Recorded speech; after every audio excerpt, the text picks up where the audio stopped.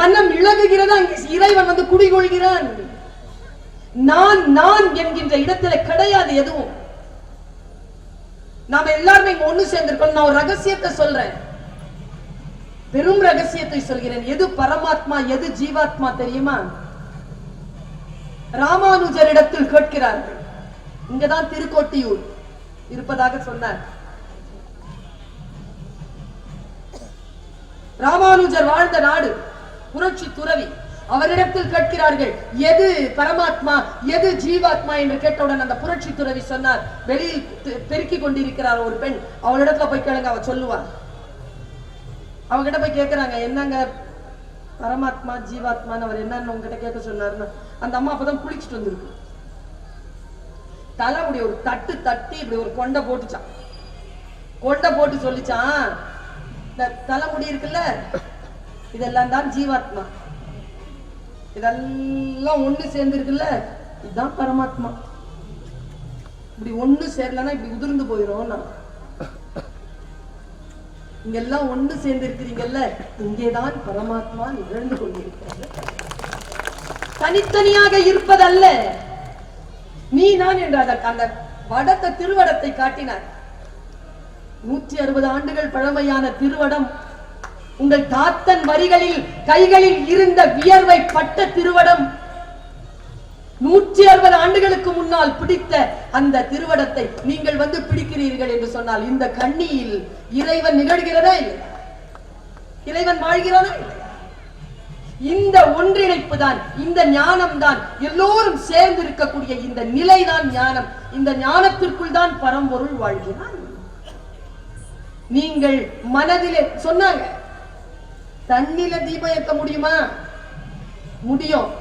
பொன்னழகி சொல்கிறாள், முடியும். உங்களுடைய நினைவாற்றலை எல்லாம் ஒன்று சேர்த்து ஒரு விஷயத்தில் நீங்கள் முழுமையாக இருக்கின்ற பொழுது, கோவில் என்பது சாதாரண விஷயம் கிடையாதுங்க. ஓஷோவை படித்து பாருங்கள். ஓஷோ கோவில் கலாச்சாரத்தை பற்றி ஒரு புத்தகம் எழுதியிருக்கிறார். ஜாதி மத இன பேதம் கடந்த அந்த புத்தகத்தை படித்து விடுங்கள். அந்த புத்தகத்தின் பெயர் சொல்லுகிறேன், மறைந்திருக்கும் உண்மைகள். அந்த புத்தகத்திலே கோவிலை பற்றி பேசுகிறார் ஓஷோ. அப்படி என்ன கோவில் என்பது என்ன தெரியுமா? அது நாம வச்சிருக்கக்கூடிய பூட்டு. அது பூட்டு, சாவியை தொலைச்சிட்டோம். சாவி எங்கே தொலைச்சிட்டோம். இந்த பூட்டை மட்டும் வைத்துக் கொண்டிருக்கிறோம். இதை திறப்பதற்கான சாவி நம்ம ஒவ்வொருவரிடத்திலும் இருந்தது. மரபு சார்ந்தவர்கள் அதை தெரிந்து வைத்திருந்தார்கள். பெரியவர்களை மரியாதை செய்ய தவறிய காரணத்தினால் அந்த சாவிகளை நாம் தொலைத்திருக்கிறோம். அது எத்தனையோ யுகங்களை கடந்த ரகசியங்களை உள்ளடக்கிய ஆகம விதியின்படி கட்டப்பட்டிருக்கக்கூடிய அந்த கோவில் உள்ளே நுழைவதே மிகப்பெரிய அறிவியல் என்று பேசுகிறார் ஓஷோ. பீடங்கள் இருக்கு தெரியுமா? சாதாரண விஷயம் அல்ல. அந்த பீடங்களில் சக்தி வாழ்கிறது. நாம் அந்த சக்தி நிலையை புரிந்து கொள்ளணுமே. ஏங்க, நமக்கு முதல்ல இந்த சேர் இருக்குல்ல, ஐயா உட்கார்ந்து இருக்கிறார் ஒரு சேர், எனக்கு ஒரு சேர் போட்டிருக்கு, நடுவில் இருக்கிற சேர் என் சேர். இப்ப நீங்க அங்க உட்கார்ந்து இருக்கிறீங்க, அதுக்கும் இந்த சேருக்கும் நடுவில் எத்தனை அடி வித்தியாசம்? 20 அடி, 30 அடி. இந்த வித்தியாசத்துல அந்த சேர் இருக்கு. 30 அடி ரொம்ப நேரம் ஆகாது, ஆனா உட்கார்ந்துட முடியுமா? யாகம் நடத்தி கொண்டிருக்கிறாரு, அதற்கும் இதுக்கு ஒரு 60 அடி. அந்த பீடத்தில் நம்ம உட்கார்ந்துட முடியுமா? அந்த பீடம் இருக்குல்ல, அது அவர்களுக்கே உரியது. நான் உங்க எல்லாருக்கும் சொல்றேன், எல்லா சேர்லயும் எல்லாரும் உட்கார்ந்துட முடியாது. சில சேர்ல சில பேர் தான் உட்காரணும்.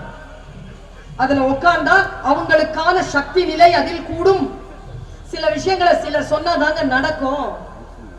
இது சாதாரணமான அறிவியல். நம்ம மிகப்பெரிய விஷயமாக நினைக்கிறோம். இல்ல, பரம்பொருள் இதோ இங்கே நிகழ்ந்து கொண்டிருக்கிறது. இந்த உடலுக்குள் அசைவுகளால் நிகழ்ந்து கொண்டிருக்கிறது. இது புரியணுமே நமக்கு. நான் இப்படி புரியுதான் பாருங்க. பீர்பல் உட்கார்ந்துருக்கான், அக்பர் உட்கார்ந்துருக்காரு. பீர்பல் அன்னைக்கு லேட்டா வந்தான். ஏன் லேட்டா வந்தேன்னு கேட்டார் அக்பர். நான் தியானம் செய்து வந்தேன். அப்படின்னா தியானம் செய்தால் உடல் நலம் பெறும், உள்ளம் பலம் பெறும். சரி, எனக்கு சொல்லித்தான். நான்லாம் சொல்லி தர முடியாது. வேற என் குருநாதர் இருக்காரு, அவர் தான் சொல்லி தருவார். இங்க பாரு, குருநாதரை கூப்பிடு. குருநாதர் வரமாட்டார், நீங்க தான் போகணும். நான்லாம் போக முடியாது, நான் ராஜா. அவரை கூப்பிடுங்க, அவரெல்லாம் வரமாட்டார். இப்ப தியானம் நான் எப்படி சொல்லிக்கிறது? நீங்க அங்க வந்தாதான். என்னால வர முடியாது, அவரை இங்க வர முடியாது. என்ன பெரிய தியானம், நான் கத்துக்கிறேன் பாரு தியானம் அப்படின்ட்டு ஒரு 10 நாள் யாருக்கிட்டயோ கத்துக்கிட்டான். அரண்மனையிலேயே 10 நாள் கழிச்சு பீர்பலை கூப்பிட்டான். Birbal, come here, sit down. நான் தியானம் செய்யறேன், சரியா செய்யறானான்னு பாரு. தியானம் செஞ்சான், சிரிச்சான் பீர்பல். அப்படின்னா வெளியில இந்த காவலாளி பயந்து போய் ஓடி வந்தான். என்ன பீர்பல்? அக்பரை கைது செய்ய. முழிச்சான். அக்பர் முழிச்சிட்டார். தவறாக தியானம் செய்கிறார், கைது செய். அவன் முழிக்கிறான். அக்பர் கோவம் வந்துருச்சு. நான் தியானம் செய்கிறேன் கிண்டல் செய்வது போல் யாரையும் கூப்பிட்டு அந்த காவலாளியை அரெஸ்ட் பண்ண சொல்றியா? ஏய் காவலாளி, பீர்பலை கைது செய். என்னோட டக்குன்னு போய் கையில விளங்க மாட்டிட்டான் காவலாளி. இப்போ பீர்பல் சொன்னா, கைது செய் என்று நானும் தான் சொன்னேன், அதே வார்த்தையை தான் நீயும் தான் சொன்ன. காவலாளி யார் பேச்ச கேட்டான்? எல்லாரும் எல்லாரையும் சொல்ல முடியாது, சில பேர் தான் சொல்ல முடியும். இப்ப என்கிட்ட கவுன்சிலிங்க்கு பிள்ளைய கூப்பிட்டு வராங்க. நான் ஒரே ஒரு வார்த்தை தான் எல்லாத்தையும் சொல்லிட்டு சொன்னேன், இனிமேல் இந்த கேட்ஜெட்டை யூஸ் பண்ணாதப்பாங்க. சரி மேடம். நான் வெளியில போகும்போதே அவங்க அம்மா திட்டிட்டு போகுது. இதான் நான் சொன்னேன். நான் சொல்றது கேட்காம அந்த அப்பா சொல்றது கேட்கிறேன். யாரு எதை சொன்ன? எதுக்கு அந்த அம்மா வந்து இந்த வீடியோ வச்சுக்கிட்டு அவங்க பையனுக்கு அனுப்புது? அவங்க அம்மா சொல்றதானே நானும் சொல்றேன். அவங்க அம்மா சொல்றத அந்த பையன் கேட்காது. அதே மாதிரிதான் என் பையன் ஏன் சொல்ல கேட்காது. யாரையாவது கூப்பிட்டு பேச வச்சா அவங்க பேச்ச கேட்கும். யார் யார் என்ன சொல்லணுமோ அதை அங்கங்க சொல்லணும். அதுக்கு பேர் தான் பீடம். எல்லோரும் எல்லாரிடத்திலும் உட்கார்ந்து விட முடியாது. உட்காருகின்ற இடத்தை யாரும் போய் அதை சீண்டி விட முடியாது. குழு தலைவர்னா தலைவர், அது அவருடைய சீட். தள்ளிட்டு உட்காரலாம்னு வச்சுக்கோங்களேன். இதுக்காக தான் உன்னை கூப்பிட்டா இவ்வளவு பெரிய விஷயத்த சொல்றதுக்குங்கிறது ஒண்ணும் இல்ல. தவறான, நமக்கு தகுதி இல்லாத நாற்காலியில் நாம் உட்கார்ந்து கொண்டால் அந்த பீடம் இருக்குல்ல, அது நம்மை பிடித்து கொள்ளும். அதற்கு பெயர் தான் பீடை. தப்பவே முடியாது. ஜாகிரதையாக இருக்கக்கூடியவர்கள், ஒவ்வொரு வினாடியிலும் விழிப்புணர்வின் உச்சத்தில் நிற்கக்கூடியவர்களுக்கு இயற்கை, இறைவன், பிரபஞ்சம் வசப்படுகிறது. அது வசப்படும். அது ஒரு சயின்ஸ் தான், இது ஒரு விஞ்ஞானம் தான். இயற்கை, இறைவன் என்பது விஞ்ஞானம் தான். பரம்பொருள் என்பது விஞ்ஞானம் தான். அந்த விஞ்ஞானத்தை சரியாக புரிந்து கொள்வது விஞ்ஞானம். இதை எப்படி புரிந்து கொள்வது? நான் பசியோடு இருக்கிறேன், என் பசியை ஆற்றுகிறேன். இறைவன் அங்கே நிற்கிறான். பைபிளில் ஒரு வார்த்தை இருக்கிறது, நான் சொல்லுகிறேன். இறைவன் தீர்ப்பு நாளிலே வந்து நிற்கிறான். பைபிள் இப்படி சொல்கிறது, இறைவன் தீர்ப்பு நாளில் வந்து நிற்கிறான். வலதுபுறமாக சில பேரையும் இடதுபுறமாக சில பேரையும் பிரிக்கிறான். இவர்களெல்லாம் சொர்க்கம், இவர்களெல்லாம் நரகம் என்கிறார். ரொம்ப கவனமா கேளுங்க. நான் எப்பவுமே எல்லா மேடைகளிலும் சொல்வது உண்டு, இவ்வளவு ஆயிரக்கணக்கான மக்கள், லட்சக்கணக்கான மக்கள் ஒரு கோயிலுக்கு முன்னால் தன்னை ஒப்படைக்கிறார்கள் என்றால் அது சத்தியம்தான். கோடிக்கணக்கான மக்கள் இறைவன் என்று சொல்லி எதையேனும் நம்பி நிற்கிறார்கள் என்றால் அது சத்தியம்தான். அதில் பொய் இருக்க வாய்ப்பில்லை. முதலில் இது புரிந்து கொள்ள வேண்டும். நாம் அது என்னங்கிறது தேடக்கூடிய அறிவும் ஆற்றலும் காலமும் நமக்கு கைவராததனால் தான் எல்லா பிழைகளும் நிகழ்ந்து கொண்டிருக்கின்றன. சொல்கிறார், இந்த பக்கத்துல இருக்கிறவங்க எல்லாம் சொர்க்கத்துக்கு. அதுல ஒருத்தன் கேட்கிறான், நான் என்ன செஞ்சேன்னு எனக்கு சொர்க்கம்? பைபிள் இப்படி சொல்கிறது, நான் பசியுடன் இருந்தேன், நீங்கள் எனக்கு உணவளித்தீர்கள். நான் வஸ்திரம் இல்லாமல் இருந்தேன், எனக்கு நீங்கள் வஸ்திரம் தந்தீர்கள். நான் சிறைச்சாலையில் இருந்தேன், என்னை நீங்கள் காண வந்தீர்கள். நான் நோய்வாய்ப்பட்டிருந்தேன், என்னை விசாரிக்க வந்தீர்கள். நான் கடனாளியாக இருந்தேன், என் கடனை நீங்கள் கழித்தீர்கள். அவங்க சொல்றாங்க, அப்படியெல்லாம் நான் செய்யவே இல்லையே, யாருக்கோ தானே செய்தேன். நீங்கள் யாருக்கெல்லாம் அதை செய்தீர்களோ அதையெல்லாம் எனக்கே செய்தீர்கள். சொர்க்கம் என்று சொல்கிறது பைபிள். நான் யோசித்து பார்க்கிறேன், சாப்பாடு போட்டுறதுக்காகவே ஒரு பெரிய புராணம் நம்ம நாட்டுல இருக்குன்னா பெரிய புராணம். தொண்டு செய்கின்ற இறைவன், இறைவனை விட பெரியவன் யாருங்க? இப்படி ஒரு கேள்வி கேட்டிருப்போமா? நம்ம எப்பாவது கேட்டிருப்போமா? இறைவன் தானே பெரியவன்? இல்ல, சைவ சமயம் அப்படி சொல்லல. சாமி தான் பெருசா இல்லையா? சைவ மதம் அப்படி சொல்கிறது. பெரிது பெரிது புவனம் பெரிது, புவனமோ நான்முகன் படைப்பு, நான்முகன் திருமால் உந்தியில் பிறந்தோன், திருமால் அலைக்கடல் துயின்றோன், அலைக்கடல் சிறுமுனி கலசத்துள் அடக்கம், சிறுமுனி கலசமோ புவியில் சிறுமண், புவியோ அரவினுக்கு ஒரு தலைவாரம், அறவோ உமையவள் சிறுவிரல் மோதிரம், உமையவள் ஈசனுள் ஒடுக்கம், ஈசன் தொண்டருள் ஒடுக்கம், தொண்டரின் பெருமையை சொல்லவும் வேண்டுமோ? ஈசன் வந்து தங்கும் இடம் தொண்டு. இங்கே தொண்டாற்றிக் கொண்டிருக்கிறீர்களே, ஊழியம் செய்து கொண்டிருக்கிறீர்களே, திருப்பணி செய்து கொண்டிருக்கிறீர்களே, நீங்கள் எல்லோரும் தான் சிவன் வாழ்கின்ற கோவில். சிவன் இங்கே நிகழ்கிறது, சிவம் இங்கே நிகழ்கிறது. எங்க பசியோட இருக்கக்கூடிய ஒரு ஆளுங்க, நம்ம சாமி வரார், பசி வரேன்னு சொல்லிட்டார், வராருன்னா மழை, என்ன செய்யறதுன்னு தெரியல. வரும்போது வீட்டுல வந்து எதுவுமே இல்லை, மழையில வெளியில போய் அவரை உட்கார வச்சுட்டு வெளியில போய் விதைச்ச நெல்ல மேல மிதந்த நெல்ல சேர்த்து வச்சுட்டு வர்றார். இளையாங்குடி மாறநாயனார் புராணம் படிச்சு பாரு. அதை சமைக்கிறதுக்கு எதுவுமே இல்லை, உத்தரத்துல இருந்து எல்லாத்தையும் எடுக்கிறாரு. கட்டை வேக வைக்கிறதுக்கு உத்தரத்துல இருந்து கட்டைய எடுக்கிறார். ஒரே ஒரு கட்டை தான் இருக்கு, அதையும் உருவி போடுறாரு நெருப்புல சோறுக்கா. இப்படி ஒரு புராணம் இருக்குங்க நமக்கு. இப்படி புராணம் இருக்கிறதுக்கு வாய்ப்பு இருக்கா? இப்படி இருக்க முடியுமா? கண்ணை எடுத்தப்ப நான் கதை கேட்டிருக்கோம்ல நாம. அதான பட்டினத்தார் பாடுறார், வாளால் மகவறிந்து ஊட்ட வல்லே நல்லே, மாது சொன்ன சூழால் இளமை துறக்க வல்லே நல்லே சொல்றாரு. 4 மாதத்தில் கண் எடுத்து அப்ப வல்லே நல்லேங்கிறாங்க. கொஞ்ச நேரத்துல கண் எடுத்து அப்பிட்டானே. அந்த புராணத்தை படிச்சு பாருங்க, அதை குழந்தைகளுக்கு சொல்லுங்கள். தியாகம் என்பது என்ன என்று தெரியும். கடவுளுக்கு ஏதேனும் படைப்பது என்றால் என்ன என்று இன்னைக்கு பிள்ளையார்பட்டியில இல்ல குன்றத்தூர்ல படிச்ச எழுதியிருக்கு. நீங்கள் இறைவனுக்கு தருகின்ற எதுவும் உங்கள் வாழ்க்கையின் வளம் சேர்ப்பதற்கான மிக முக்கியமான அம்சம் என்று ஒரு பாட்டு படிச்சேன். இறைவனுக்கு எதை தர முடியும்? இறைவனிடத்தில் அதெல்லாம் இல்லையா? இல்லாத ஒன்றைய தருகிறோம்? இல்லை. தருகின்ற ஆற்றலை வளர்த்துக் கொள்வதற்கான, மாண்பை வளர்த்துக் கொள்வதற்கான பயிற்சி தான் இறைவனுக்கு கொடுக்கக்கூடிய பயிற்சி. இறைவனுக்கு நம் பொருள் எதுவும் தேவை கிடையாது. இறைவனுக்கு போய் அவனுக்கு முன்னால் நாம் முழுமையாக சரணடைகின்ற பொழுது நம் மனதிலே ஏற்படுகின்ற அந்த நெகிழ்வு தன்மை தான் இறைவன் குடிகொண்டிருக்கக்கூடிய கோவிலாக நமக்கு அது மாறுகிறது.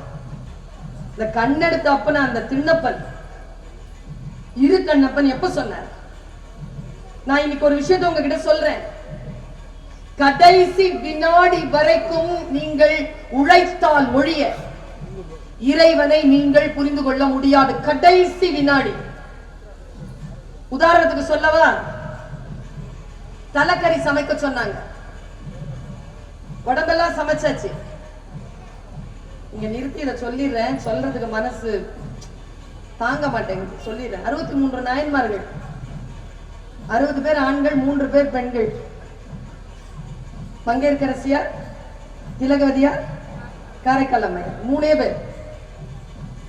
இதுல இசைஞானியார், திலகவதியாருக்கு இல்ல நாயன்மார் பட்டம், திருநாவுக்கரசருடைய அக்கா. இசைஞானியாருக்கு தான் இருக்கு, சுந்தரமூர்த்தி நாயனாருடைய அம்மா. நான் இந்த 3 பெண்களை நிறுத்துறேன். திலகவதியார் திருமணமே பண்ணிக்கலைங்க, தியாகி. காரைக்கால் அம்மையார் கணவனால் கைவிடப்பட்ட பெண். காரைக்கால் அம்மையார் பழம் கொடுக்கல போன்டாங்க, கெஞ்சுறாங்க அந்த அம்மா. நான் இருந்துக்கிறேனே, ஏத்துக்கல, போயிட்டான். பேய் உரு தாங்கி இறைவனை கைலாசம் அடைந்தார். இருத்தி அம்மை என்று சொன்னார். சிவனால் அம்மை என்று அழைக்கப்பட்டார், கணவனால் விடப்பட்டார். மங்கையர்க்கரசியார் கூன் பாண்டியன் அவங்க மனைவி. கூன் பாண்டியன் தான் பிரச்சனையே. நீங்க பார்த்தீங்கன்னா காரைக்கால் அம்மையாருக்கும் மங்கையர்க்கரசியாருக்கும் கணவனால் தான் பிரச்சனையே. ஆனா மீதி 60 நாயன்மார்கள்ல மிக பாரிய அளவில் இருக்கக்கூடிய எல்லா நாயன்மார்களுடைய வீட்டில் இருக்கக்கூடிய பெண்கள் தான் அவர்கள் நாயன்மார்களாக வருவதற்கு உதவி செய்தவர்கள். ஆனால் அவர்கள் பெயர் இல்லைங்க, எங்கேயும் கிடையாதுங்க. ஏன் தெரியுமா? நாம எல்லாம் பெண்கள் யார் தெரியுமா? மரத்தின் வேரணையர் மகளிர்ங்கிறார் சேக்கிழார். இவங்க எல்லாம் அடிமரம், குழந்தைங்க எல்லாம் காய்கனி, சமூகம் எல்லாம் இலை தழை. பெண்கள் நாம் யார் என்றால் அந்த மரத்தை தாங்கி நிற்கக்கூடிய ஆணி வேர் என்கிறது பெரிய புராணம். இல்ல நாம தான். அது எப்படி பிடிச்சு நிறுத்துறது? சுலபமான வேலையா? விரதம் இருக்கிறது அவங்க, மாலை போடுறது அவங்க, விரதம் இருக்கிறது நாம. அப்படிதானே? இல்ல நாம மாலை போட்டா அவங்க விரதம் இருப்பாங்க. அவங்க மாலை போட்டா வீட்டுல பெண்கள் தான் விரதம் இருப்பாங்க. அப்படிப்பட்ட மரபு நம் மரபு. எப்படிப்பட்ட மரபு? அவர்களுக்காக நான் ஒரே ஒரு புராணம், ஒரே ஒரு காட்சியை மட்டும் சொல்றேன். பிரசவத்திலேயே பெரிய வலியான இது. பிரசவ வலியை விட வேற வலி வேற உலகத்துல இருக்கு கிடையாது. வயிறு முழுக்க இருக்குது. கமலவதியார் அந்த அம்மாக்கு வயிறு ஃபுல்லா இருக்கு. குழந்தை இப்ப பிறந்துரும். குழந்தை பிறக்குது, பெயின் ஆரம்பிச்சிருச்சு. ஆண் சில டெசிமல் தான் வலியை தாங்க முடியும். அந்த டெசிமல் தாண்டி அதுக்கு மேல தாண்டி அதுக்கு மேல தாண்டி அப்ப கூட அடங்காத வலி தாய்மை. இவன் இதுக்கு மேல தன்னால செத்துருவான். சயின்ஸ் அப்படி சொல்லுது. தாங்க முடியாத வலி. இது தாண்டி தாண்டி தாண்டி பெறுகின்ற வலி. வலி வந்துருச்சு, முதுகு தண்டு பிளக்க ஆரம்பிச்சிருச்சு. அப்போ ஒரு சத்தம் கேக்குதாங்க கமலவதிக்கு. பெரிய புராணத்தை எடுத்து படிச்சு பாரு. என்ன என்ன சத்தம் தெரியுமா? கமலவதி, இன்னும் 1.5 நாழிகை கடித்து இவன் பிறந்தால் 70 சிவன் கோயில்களை இந்த குழந்தை கட்டும். அந்த மாதிரி என்ன பண்ணுச்சு தெரியுமா? காலை எடுத்து உத்தரத்துல கட்டி தொங்க போட சொல்லி இருக்கிறார். தொங்க போடுறோம் கட்டி. குழந்தை வயிற்றுல இருந்து நெஞ்சுக்கு ஏறிடுச்சு. நெஞ்சுக்கு ஏறினதுனால கண்ணுல ரத்தம் ஏறிடுச்சு. 1.5 மணி நேரத்துல விட சொல்றாங்க கீழே. கமலவதிக்கு பாதி உயிர் இல்லை. பிரசவ வலியில மிக பாடுபட்டு அந்த குழந்தையை வெளியேற்றுகிறார்கள். வயிற்றிலிருந்து குழந்தை வெளியேறுகிறது. வெளியேறிய குழந்தைய பார்க்கிற அந்த அம்மா, இந்த குழந்தை நெஞ்சில ஏறி இருந்ததுனால கண்ணுல ரத்தம் ஏறி அந்த குழந்தைய செங்கண்ணா, கோச்செங்கண்ணா என்று அழைச்சுக்கிட்டே இறந்துட்டாங்க கமலவதி. பிறந்த குழந்தை 70 சிவன் கோயில்களை கட்டுகிறது. கோச்செங்கண்ண நாயனார் புராணத்தை நாம் படிக்கிறோம். அந்த நாயனாரை நாயன்மாராக உயர்த்திய அந்த பெண்மணி நாயன்மார் கிடையாது. கிடையாது. ஒன்று நினைவில் கொள்ளுங்கள். பரம்பொருள் எங்கே நிகழ்கின்றது என்றால் பதவியிலும் பட்டத்திலும் பரம்பொருள் நிகழ்வதில்லை. தியாகத்திலும் அன்பிலும் மற்றவர்களுக்காக வாழ்கின்ற வாழ்க்கையிலும் தான் பரம்பொருள் நிகழ்கிறது என்பதனை நீங்கள் புரிந்து கொள்ளுங்கள். இந்த தியாகத்தினுடைய வெளிச்சமாக பெண்கள் இருக்கிறோம். அந்த மரபை மட்டும் விட்டு விடாதீர்கள்.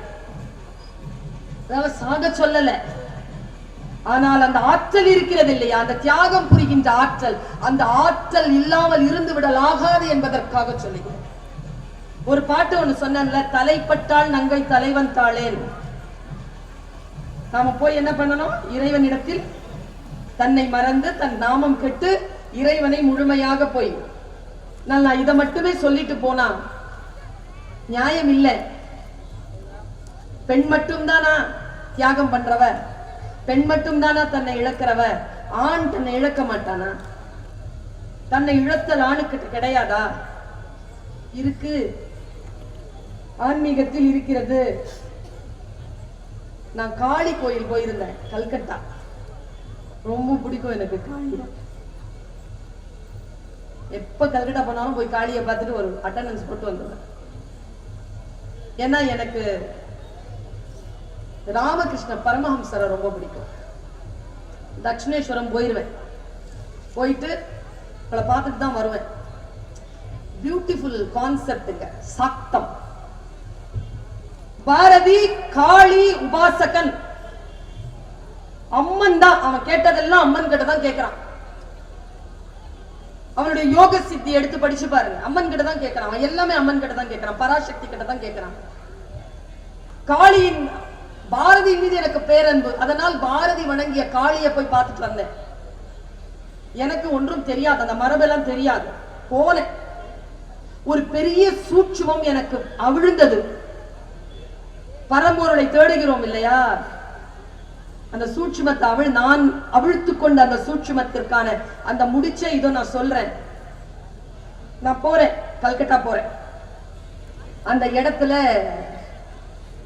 கியூ நின்னு போறோம். என்னன்னு தெரியல. இப்ப நீங்க பார்க்க முடியாது, இப்ப எல்லாம் கேஸ்ல இருக்கு. தூரமா தான் பார்க்கணும். நான் கீழேயே போய் பார்த்தேன். கீழே போனா ஒரு பெரிய கிரில் கேட்டுக்குள்ள இருக்கு அம்மன். நிறைய புடவை கட்டி, கை இப்படி இருக்கு, கையில நிறைய வளையல் தொங்கு. நாக்கு இருக்குல்ல, வயிறுல இருக்கு. கண்ணு இப்படி விரிஞ்சு இருக்கு. அப்படி நிக்கிறா. சத்தியமா பயமா இருந்ததுங்க. ஒரு விதமா பயம் வந்து திடீர்னு புத்தி வேலை செஞ்சது. இவ்வளவு கோமா இருக்கிற அம்மன் கிட்ட யாராவது பேச முடியுமா? எனக்கு இது குடுன்னு கேட்க முடியுமா? கோமா இருக்கிற ஆள் கிட்ட எப்படி இங்க பேசுறது? இப்ப நீங்க கோமா இருக்கிறீங்க, உங்க வீட்டுக்காரர் உள்ள வராரு, என்ன சமையல் அப்படின்னு உங்ககிட்ட கேட்டுற முடியுமா? விஷம் வச்சிருக்கேன்னு சொல்ல மாட்டீங்க? பயந்து போக மாட்டாரு செட்டியார். அவ்வளவு சீக்கிரம் எல்லாம் கோமான பொம்பளை கிட்டேயே போக முடியாது. கோமாரி நடிக்கிற பொம்பளை கிட்டேயே போக முடியாது. உண்மையா கோமா இருக்கிற பிள்ளை கிட்ட எப்படி போக முடியும்? அவன் அப்படி ருத்ரமா நிக்கிறா. நான் கிட்ட இவ்வளவு ருத்ரமான ஒரு ஆள் கிட்ட எப்படிங்க பேச முடியும், எப்படிங்க கேட்கறதுன்னு. அவர்ல இங்க வா இங்க வா இங்க வான்னு சொல்லி பூசாரி எனக்கு தலியா இப்படி நிக்க வச்சுக்கிட்டார். அவருக்கு ஹிந்தி, எனக்கு ஹிந்தி தெரியும். என்னங்க கதை இது, இவ்வளவு கோமா இருக்கிறது எப்படிங்க? சாமி, அவர் சொன்ன ஒரு விளக்கத்தை சொல்றேன். காளியை நாம் புரிந்து கொள்ளுகின்ற வினாடி இது. பாருங்க, இந்திய மரபு சாதாரண மரபு இல்லைங்க. காளி என்ன பண்ணிருக்கா, சிவனும் காளி உருவுக்கு முன்னால சிவனும் மிஸ்ஸஸ் சிவனும் உட்கார்ந்துருக்காங்க. எல்லாரும் வந்து சிவபெருமான் கிட்ட பேசுறாங்க. சக்தியை யாரும் கண்டுக்கல. இப்ப நம்ம வீட்டுல கூட பத்திரிக்கைக்கு வருவாங்களே, சிவனுக்கு தானே வைப்பாங்க, சக்திக்கு வைப்பாங்க. மிஸ்டர் சிவபெருமான் ஃபேமிலி தானே. எல்லா வேலையும் நம்ம செஞ்சாலும் நம்ம கிட்ட எதுவும் அது நம்ம கிச்சன் கேபினெட் நம்மளோட, நமக்குன்னு ஒண்ணும் கிடையாது. ஆனா வெளியில மட்டும் பேசிக்கிறாங்க, சக்தி இருந்தா செய், இல்லைன்னா செவனேன் கடன். இதெல்லாம் வேலைக்கு ஆகாது. பொதுல இருக்குதா? இல்ல இல்ல. எல்லாரும் வந்து சிவபெருமான் கிட்ட கேட்கும் போது ஒரு மாதிரி எரிச்சல் ஆயிடுச்சு மிஸ்ஸஸ் சிவபெருமான். அந்த அம்மா கேட்டுச்சு, ஏயா எனக்கு எதுவும் கிடையாது, நான் எதுவுமே இல்லையா, என்னுடைய அஸ்தித்வமே இல்லையா? அவர் சைலண்டா இருந்தார். நீங்க பாருங்களேன், நியாயம் ஏதாவது கேளுங்க, சிவபெருமான் சைலண்ட்ல போயிடுவார். அவரும் சைலண்ட்ல போயிட்டாங்க. நான் கேட்டுட்டே இருக்கிறேன், நீங்க என்ன பதிலே பேச மாட்டேங்கிறீங்க. அந்த அம்மா எந்திரிச்சுது, சிவபெருமான் சைலண்ட் ஆயிட்டார். இங்க பாருங்க, நீங்க எனக்கு பதில் சொல்லலைன்னா நான் போயிருவேன். சிவபெருமான் கண்ண மூடிட்டார், தியானத்துக்குள்ள போயிட்டார். அந்த அம்மா கிளம்பிருச்சு. கோமா போகுது. ஏன் போகுதுன்னு நினைக்கிறீங்க? நல்லா தெரிஞ்சுக்கோங்க, கூப்பிடுவீங்கிறதுனால தாங்க போறோம். யாருக்குமே இந்த சூட்சுமே புரியறதுல விட்டுறாங்க, விடப்படாது. கூப்பிட்டா வந்துருவாங்க. கண்ணகிய போய் கூப்பிட்டான், கோவலம் வந்துட்டான்ல, வந்தாதான் இல்லையா, வந்துருவாங்க. அதான் பெண்ணினுடைய இயல்பு, கூப்பிடுறது இல்ல. அவ்வளவு மேட்டிமை. சிவபெருமான் கண்ண முடிச்சார். அந்த அம்மா போது திரும்பி பார்க்குது, ஆள் பின்னால இல்ல. போச்சு பாருங்க கோமா. போய் கடந்து குதிக்குது. குதிக்கிறத பார்த்து உலகமே பதறுது. நேரா நாராயணன் பதறி போய், என்னடா இது சக்தி ஆடிட்டு இருக்கிறானே. உடனே லட்சுமி சொல்லிச்சான், இரு சும்மா போவாடி வந்த பக்கம். பிரம்மாவாலையும் போக முடியல. அந்த அம்மா ஆடுதுங்க கடந்து. நல்லா தெரிஞ்சுக்கோங்க, சக்தியினுடைய வரலாறு பாத்தீங்கன்னா சக்தி ஆடிய ருத்ர தாண்டவத்தில் உடம்பில் இருந்த அருந்து விழுந்த உறுப்புகள் கிடந்த இடம்தான் 108 சக்தி தலங்கள். கள்ளம்பு விழுது. நான் 2 இடம் பார்த்திருக்கேன். ஒண்ணு இடுப்பு விழுந்த இடம் கயா, இன்னொன்னு நாக்கு விழுந்த இடம் தட்சிணேஸ்வரம். இன்னொரு இடமும் பார்த்திருக்கேன் காஞ்சி காமாட்சி. நாபி விழுந்த இடம் வச்சிருப்பாங்க, நாபி பக்கத்திலேயே, அது ஒரு சக்தி தலம். அருந்து அருந்து எல்லாம் விழுதுங்க. அவ ஸ்தூலமா எல்லாம் அருந்து விழுந்துகிட்டே இருக்கிறா. சூட்சமா இருந்தான்னு வச்சுக்கோங்க, அந்த பிரபண்டம் எல்லாமே முடிஞ்சு போச்சு. எல்லாம் போய் கத்துறாங்க, காளி சக்தி அசக்தி காளி வடிவம் ஆயிட்டான். ஓமா சுத்ரா நேரா சிவபெருமான் கிட்ட வந்தாங்க. மிஸ்டர் சிவபெருமான், உங்க மிஸ்ஸஸ் அங்க ஆடிக்கிட்டு இருக்காங்க. அவங்க ஆடி வெடிச்சிட்டாங்கன்னா அண்டம் செதறிடும். நாங்க யாருமே பக்கத்துல போக முடியாது. தயவு செஞ்சு நீங்க வந்து கொஞ்சம் அடக்கி பாருங்க, இல்லைன்னா அப்போதான் சீரியஸ்னஸ் புரியுது மிஸ்டர் சிவபெருமான். நம்ம முதல்லயே போயிருக்கலாமோ. எழுந்திருச்சு போறாரு, போய் நிக்கிறாரு. அந்த பூஜாரி ரொம்ப அழகா சொன்னார், சக்தி கூப்பிடுறாரு. நம்ம வீட்டுல ஆடும் தெரியுமா, அடங்கவே அடங்கும். இங்க பாரு, உன் சிவன் வந்திருக்கிறேன். உனக்கு என்ன வேணும்? இந்த உலகத்து அங்கீகாரமா? இந்த உலகமே சிவமயம் தான். இந்த என்னை எடுத்துக்கொள், உன் காலடிக்கு நான் என்னை தருகிறேன். இதுக்கப்புறமா நீ அடங்குவியா இல்லையா? நேரா காலில் விழுந்துட்டாரு. காலில் விழுந்த சிவனை ஓங்கி மிதிச்சுது பாருங்க காளி. அதுதான் அந்த காளி கோயில். நீங்க பாத்தீங்கன்னா காலடியில மிதிப்பட்டு இருக்கிறது அரக்கன் இல்ல, மிஸ்டர் சிவபெருமான். கீழே விழுந்து கிடக்குறாங்க.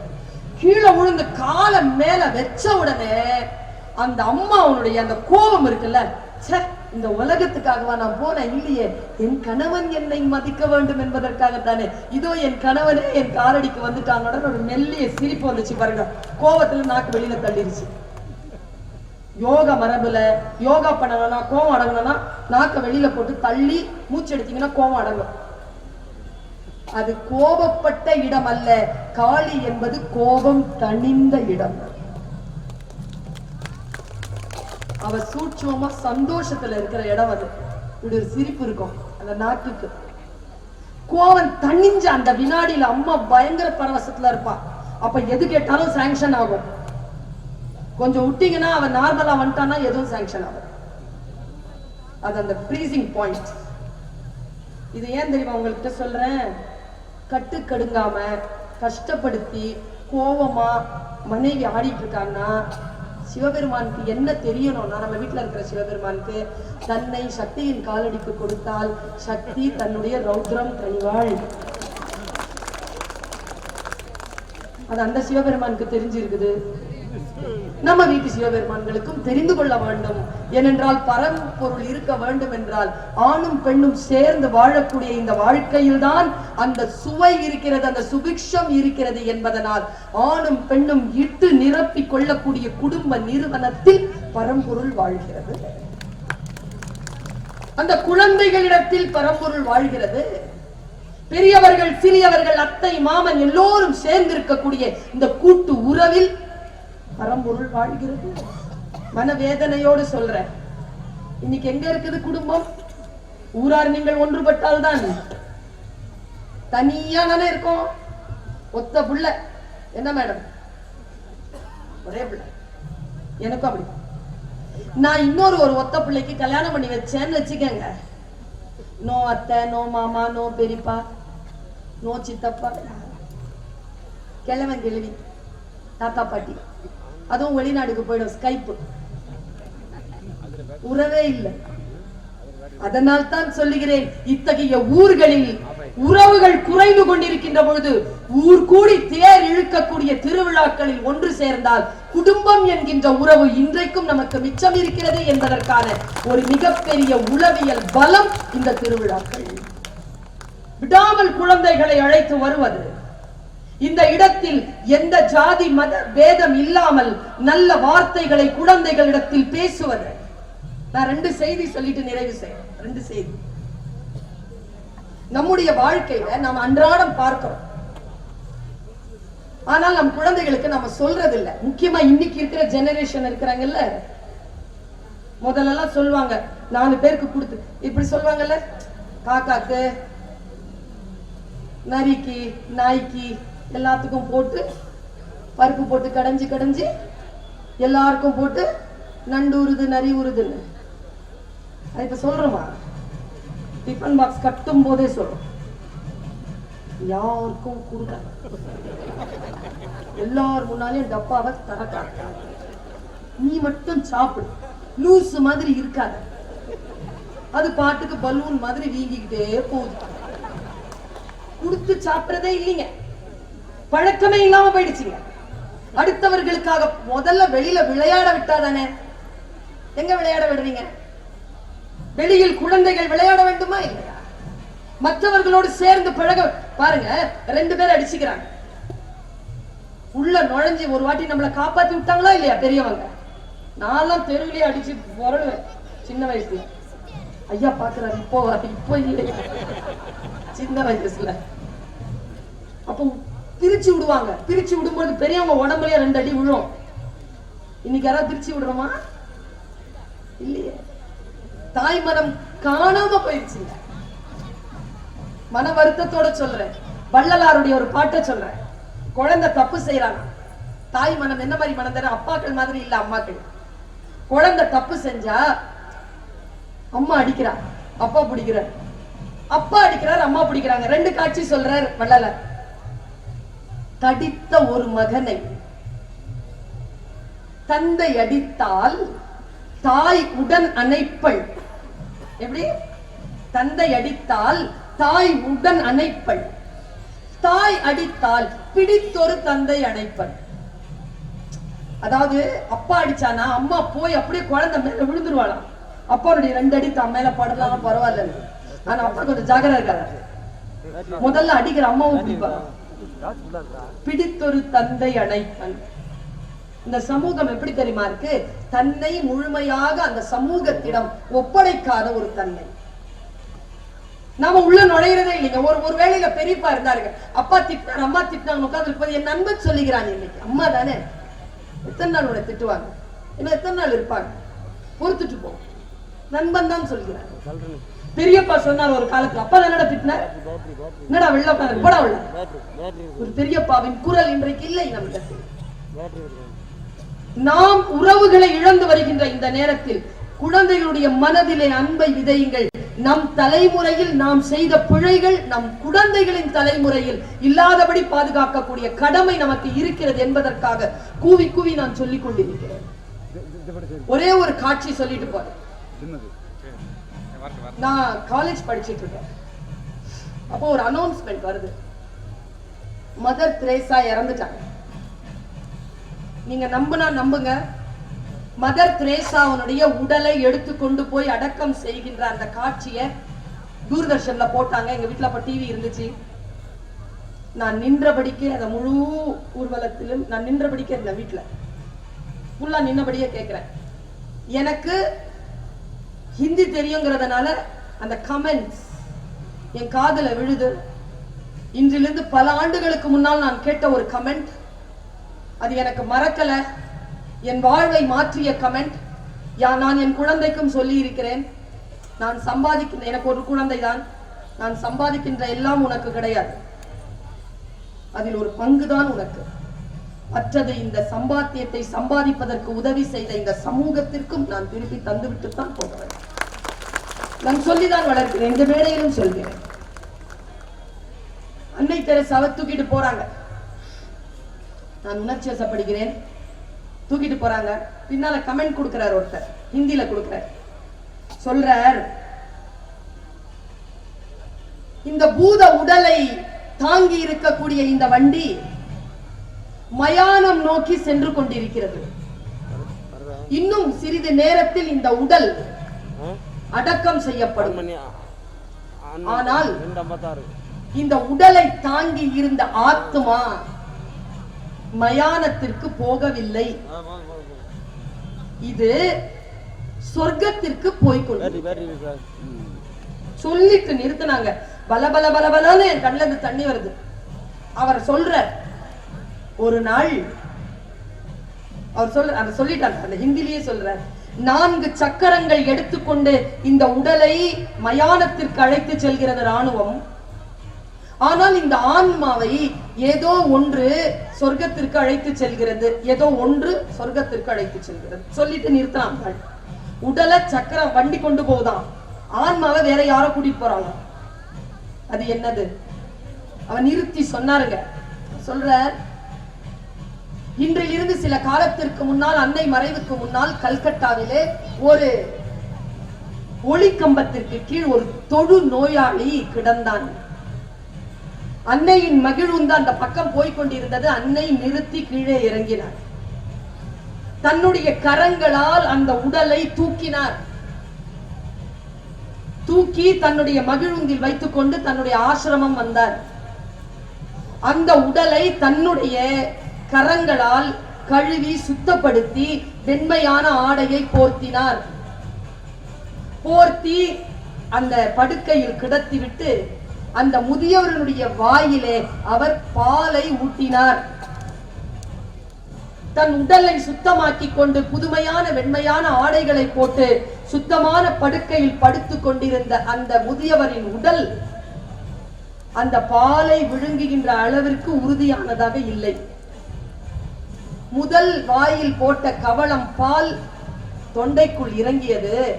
2வது முறை ஊட்டினார், அதுவும் இறங்கியது. 3வது முறை ஊட்டுகின்ற பொழுது பால் உதட்டில் இருந்து வழிந்தது.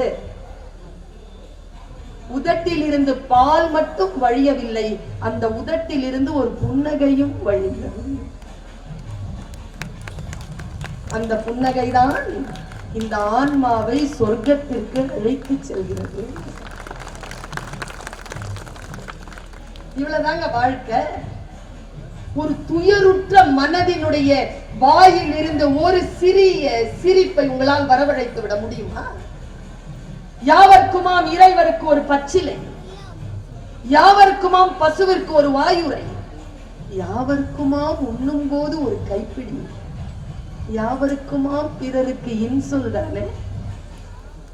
நல்ல வார்த்தைகள் உடலில் இருந்து வெளியேறுவவை எல்லாம் நாற்றமானவை தான் பெரிய மக்களே. எதுவும் வாசனையானது இந்த உடலில் இருந்து வெளியேறாது. மற்றவர்கள் முகம் சுளிப்பார்கள், ஆனால் ஒன்றை மட்டும் நீங்கள் மற்றவர்கள் புன்னகைக்கின்ற அளவிலே வெளியேற்றலாம். அதுதான் இனிமையான சொல். அந்த இனிமையான சொல்லை வெளியேற்றக்கூடிய அளவிலே இருக்கிறதா நம் மனம்? நான் ஒரு 10 நாள் சைலன்ஸ் ப்ரோக்ராம் போயிட்டு வந்தேன். இந்த தம்பி சொன்னுச்சு, நான் மௌனங்களால் ஆனவள், எனக்கு மௌனம் பிடிக்கும். நான் மௌனமா இருந்தா தானே பேச முடியும், கேட்டா தானே பேச முடியும், படிச்சா தானே பேச முடியும். செத்தம் போட்டு பேசிக்கிட்டே இருந்தா வர்றதுக்கு எது என்ன ஞானம் உற்றா? இல்ல, கற்றுக்கொள்வது தானே. அமைதியாக இருந்தால் நிறைய விஷயங்கள் கற்றுக்கொள்ளலாம். நான் சென்றிருந்த அந்த பயிற்சியில ஒரு மிக முக்கியமான விஷயம் சொன்னார்கள். நான் அதை கடத்திட்டு போயிடுறேன் உங்களுக்கு. பரம்பொருளை தேடுகிறோமா இல்லையா? இதோ இந்த வினாடியில் நான் உங்களுக்கு சொல்லுகிறேன். பாரதியினுடைய ஒரு பாட்டை சொல்கிறேன். பாரதி பிரார்த்தனை செய்தார். நீங்க எல்லாம் போய் அம்மன் கிட்ட என்ன கேட்டீங்க? உங்க பிள்ளை, உங்களுடைய கணவன்மார், உங்களுடைய குழந்தையினுடைய வருங்காலம், உங்களுடைய பேர குழந்தையினுடைய ஆயுள், அவனுடைய வாழ்க்கை நலம், இதுதானே கேட்பீங்க. இந்த ஊரினுடைய வளம் இதுதானே கேட்பீங்க. இந்த மாதிரி நீங்கள நானே கேட்க முடியுதா பாருங்க. பரம்பொருள் வரும், நீங்க கூப்பிட்ட நிலம் வரும், மழை வரும், இயற்கை உங்களுக்கு அடிபணியும். நான் மந்திரம் பேசல, மாயம் பேசல. குழந்தை விளையாடிட்டே இருக்க, மேல பலூன் வச்சுட்டு போயிடுங்க.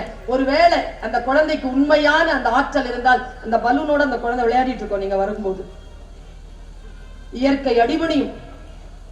தூய்மையான ஆற்றலுக்கு இயற்கை அடிபணியும் என்பதற்காக சொல்கிறேன். பாரதி சொல்கிறான், பேசா பொருளை பேச நான் துணிந்தேன். விநாயகர் நான்மணி மாலையில் சொல்கிறான், கேட்கா வரத்தை கேட்க நான் துணிந்தேன். யாரும் கேட்காத வரம், யாரும் பேச துணியாத சொல். நான் பேசுறேன், என்னப்பா அப்படி என்னப்பா நீ சொல்லிட்ட, கடவுள் கிட்ட தானே வேண்ட, என்ன வேண்டிட முடியும்? அப்படி நல்ல கவனிங்க வார்த்தைய. தயவு செஞ்சு பிரார்த்தனை செய்யும்போது கொஞ்சம் சரியா பண்ணுங்கய்யா. நமக்கு பிரார்த்தனை பண்ண தெரியலையா? என் பொண்டாட்டி பிள்ளைங்க சந்தோஷமா இருக்கணும்னு இன்னில இருந்து வேண்டதை விட்டுருங்க. ஏன்னா நீங்க எரிச்சல் அடைகிற அளவிற்கு அவங்க சந்தோஷமா இருக்கிறாங்க. எப்படி வேண்டணும் தெரியுமா? என் மனைவியும் பிள்ளைகளும் மகிழ்ச்சியாக இருப்பதை பார்த்து நான் மகிழ வேண்டும்னு வேண்டுங்க. அதான் சரியான பிரார்த்தனை. அநியாயத்தில் அவர்கள் சந்தோஷப்பட மாட்டார்கள். பேசா பொருளை பேச நான் துணிந்தேன், கேட்க வரத்தை கேட்க நான் துணிந்தேன். மண் மீதுள்ள மரம், மக்கள், செடிகள், பூக்கள், பூச்சி, புல், பூண்டு யாவும் லிஸ்ட் பாருங்க. பறவைகள், மக்கள், மரங்கள், புல், பூண்டு, பூச்சி எல்லாம் எல்லாம் நல்லா இருக்கணும். அப்படித்தானே? அது பேசா பொருள் அல்ல, அது பேசும் பொருள். அது கேட்க வரம் அல்ல, அது கேட்க வரம். என் வினையால் இடும்பை தீர்ந்து இன்புற்று இருக்க. நான் ஏதோ ஒரு வார்த்தையை சொல்ல வேண்டும், நான் ஏதோ ஒரு வினையை ஆற்ற வேண்டும், அந்த வினையில் இவர்கள் எல்லாம் மகிழ்ச்சியாக இருக்க வேண்டும் என்று வேண்டுகிறார் பாரதியார். என் வினையால் இடும்பை தீர்ந்து, இது பாரதியினுடைய வேட்கை. நான் இங்க நிறுத்துறேன். இவ்வளவு உலகத்துல மதங்கள் இருக்குல்ல, இயேசு கிறிஸ்து இருந்தார்ல, புத்தர் இருந்தார்ல, இவங்கெல்லாம் வாழ்ந்த காலம் நமக்கு தெரியுது. சிவன் வாழ்ந்த காலம் தெரியல. 4 வருடங்களுக்கு முன் இருந்த கான்செப்ட். ரொம்ப மூத்தவன் சிவன். இந்த வழிபாடு ரொம்ப மூத்தது. இந்த 2 பேர், இந்த இயேசு கிறிஸ்துவும் புத்தனும், இந்த 2 பேர் இயேசு கிறிஸ்துவ அரைஞ்சிட்டாங்க. தொங்குறாங்க மனுஷன். மத்தவங்க எல்லாம் தெய்வம்னு சொல்லட்டும், நாம மனுஷனே பார்ப்போமே. கையில ஆணி, கால்ல ஆணி, ரத்தம் வழியுது, உயிர் போக போகுது, ரெக்கார்ட் ஆகிருக்குது. என்ன சொன்னான் அந்த மனுஷன்? என்ன சொன்னாரு? இவர்கள் இன்னது என்று தெரியாமல் என்னை துன்புறுத்துகிறார்கள், இவர்களை மன்னியும். சொல்ல முடியுமா? சொல்ல முடியுமா? நான் வருவது என் விருப்பமே என்று உன் விருப்பம். உன் விருப்பத்திற்கு நான் அடிபணிகிறேன். இவ்வளவு சாஃப்டா இருக்க முடியுமாங்க? சாவும் போது அந்த மனுஷன் இருந்தாருங்க. அதனால்தான் தெய்வமாக வழிபடப்படுகிறார். புத்தன் இருக்காருல்ல, விசாக பௌர்ணமி அன்னைக்கு காலையில் புத்தன் உயிர் பிரியும் என்று 3 மாதத்திற்கு முன்னால் புத்தன் சொல்லிட்டான். படுத்திருக்கிறாங்க. ஆனந்தனிடம் எல்லாரும் வந்து கேட்கிறாங்க, புத்தனை நாங்க பார்க்கணும். புத்தன் சொல்லவே இல்லை, அவர் சாவ போறாரு. அன்னைக்கு அனௌன்ஸ்மெண்ட், நாளைக்கு காலையில அவன் இறக்க போறான். சாயந்தரம் போய் அனௌன்ஸ் பண்ணிட்டு வந்துட்டான், புத்தர் சாக போறாரு. எல்லாரும் புத்தனை சந்திக்கிறதுக்கு வராங்க. உயிருக்கு போராடி கொண்டிருக்கக்கூடிய கடைசி நிமிடத்தில் 80 வயது அகவையில் மரத்திற்கு கீழே படுக்க போடப்பட்டிருந்த புத்தன் சொன்னது வரலாறு. எல்லாரும் பார்த்து வணங்கிட்டு போயிட்டே இருக்கும் போது ஒருத்த மட்டும் சொன்னானா, நான் புத்தன் கிட்ட பேசணும்னு. இங்க சாவர நேரங்க, பேச முடியுமா? புத்தன் என்ன சொன்னான் தெரியுமா? படுத்துட்டே இருக்கும்போது இவர் சொன்னாரு, ஆனந்தன் சொல்றாரு, இல்லைங்க வணங்கிட்டு போயிடு. இல்ல, எனக்கு ஞானம் வேண்டும், புத்தன் என்னிடத்தில் பேச வேண்டும், புத்தனை என்னிடத்தில் பேச சொல். இன்னைக்கு விட்டுட்டா அப்புறம் சான்ஸ் கிடையாது, புத்தனை நான் பார்க்கணும். உடனே புத்தன் சொன்னான், ஆனந்தா அவனை வர சொல். கங்கை ஓடிக்கொண்டிருக்கிறது, தாகமாக இருக்கிறான், கும்பிட்டு போய் என்று சொன்னால் எப்படி? அள்ளி குடிக்கட்டும், வர சொல். கடைசி வினாடி வரைக்கும் ஞானம் தந்து செத்து போனவன் புத்தன். நம்ம இந்த மனிதர்கள் எல்லாம் வாழ்க்கையில பாக்குறோம். இன்னைக்கு உங்களுக்கு ஒரு விஷயம், புத்தன் சொன்ன ஒரு விஷயத்தை கடத்திட்டு நான் போறேன்.